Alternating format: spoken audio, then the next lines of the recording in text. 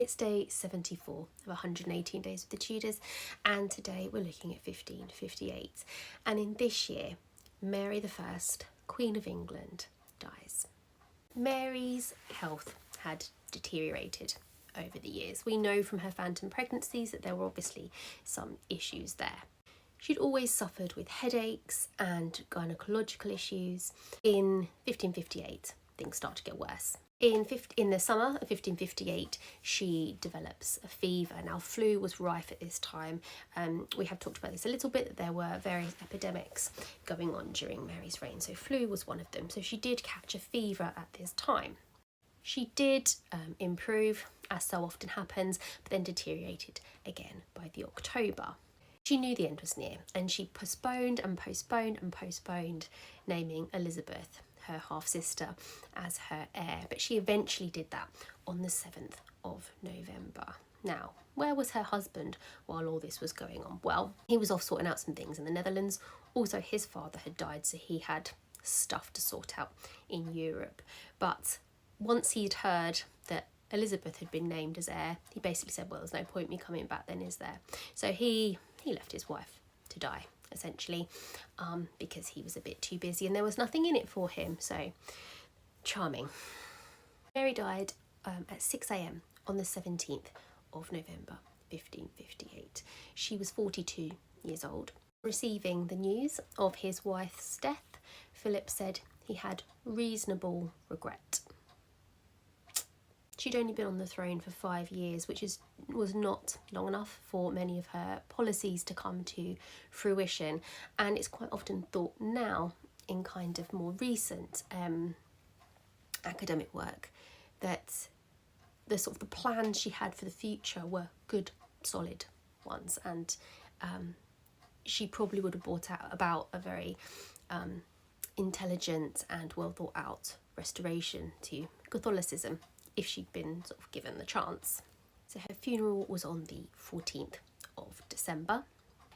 There hadn't been a huge outcry of public mourning, but her lady's maids stood watch around the coffin prior to the funeral. And there was like a wooden effigy of her that remains to this day. Let's just think briefly about her legacy.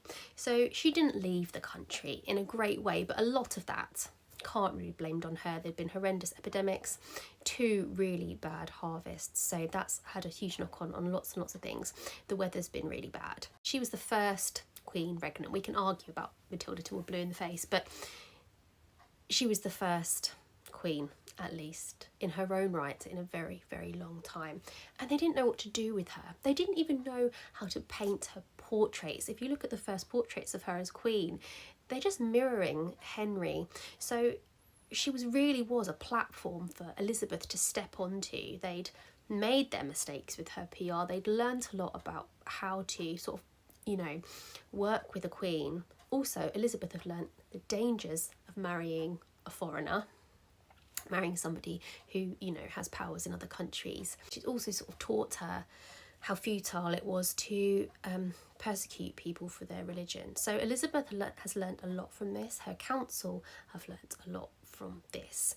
And obviously her legacy, as we said yesterday, as we said about in 1556, of Bloody Mary, of burning Protestants, is valid.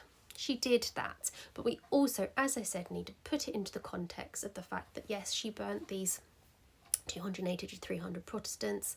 Other people were obviously executed for treason and things along the way. But if you put that in the context of Henry VIII's up to 72,000 executions during his reign, we need to consider why she's labelled Bloody Mary and Henry is just plain old Henry.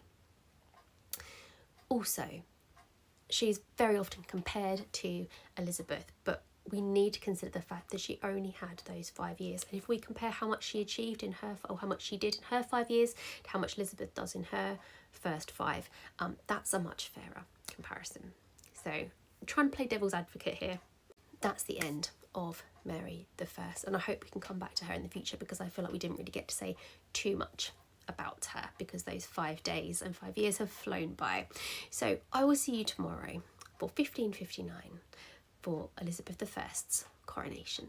See you then.